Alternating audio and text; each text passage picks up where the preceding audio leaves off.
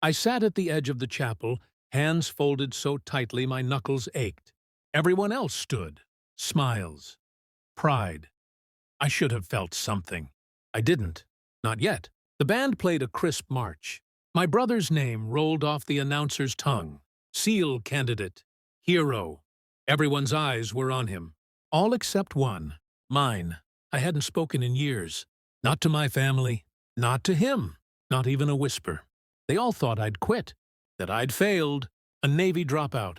The shame I carried for them was mine alone. Or so they believed. The truth lingered in my chest, sharp and cold. They had stories, lies they told to preserve themselves. My father's grin at my supposed failure. My mother's sighs of disappointment. My brother's smug congratulations. Years of pretending I was beneath him. All of it. Carefully calculated, all of it. Based on their version of reality. But I had been watching. Waiting. I didn't check my phone, didn't send a message. I simply sat, quiet, detached, a shadow among the living. The polished floor reflected their faces, but not mine. I moved through their expectations like a ghost through walls, a whisper of memory. The call I never returned, the email I never sent, the document left on the desk that someone swore was gone. Details only I remembered, details that now meant something, something terrible, something I had kept buried, now had a name, a face. I could see it in the careful angles of my father's jaw, the pride curling at my mother's lips. The truth, if it came out, would shatter them. Not because I said it, but because it had always existed. They had built their reality on a lie, and lies crack under the coldest light. I clenched my hands again, controlled, calculated. I had rehearsed this moment 1,000 times, every step, every nuance. If I moved too soon, it would unravel. If I waited too long, the satisfaction would fade. I watched my brother receive his medal. The crowd erupted. Applause, cameras, pride. And still, I sat. A single thought looped through my mind, steady and relentless. They would see me. They would remember me. And when they did, the floor beneath their carefully built lives would crack. I exhaled quietly. I was ready. The first step had already begun.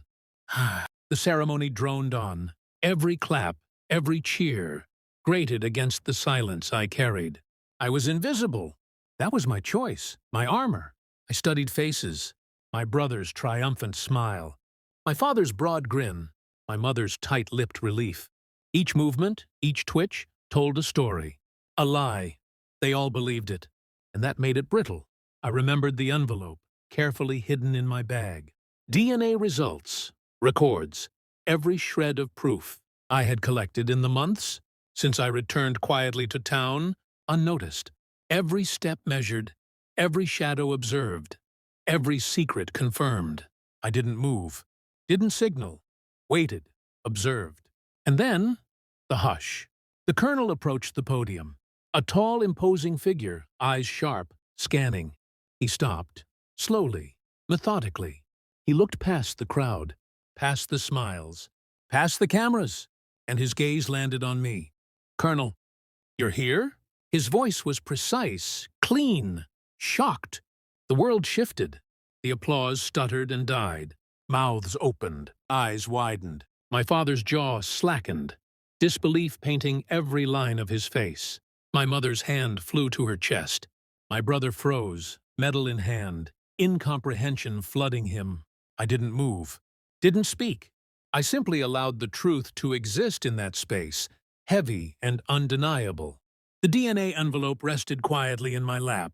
I slid it onto the polished pew beside me, visible only if someone dared look closely. A silent accusation. My father's eyes darted between me and the colonel. Fear, confusion, a lifetime of superiority collapsing in seconds.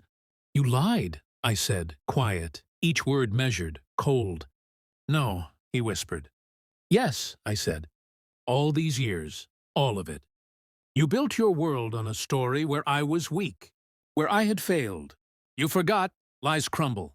The colonel nodded once, almost imperceptibly, as if to confirm what I already knew. The crowd sensed it. Tension thickened like smoke. I stood, Smooth, composed, the weight of their judgment was nothing compared to the control I held.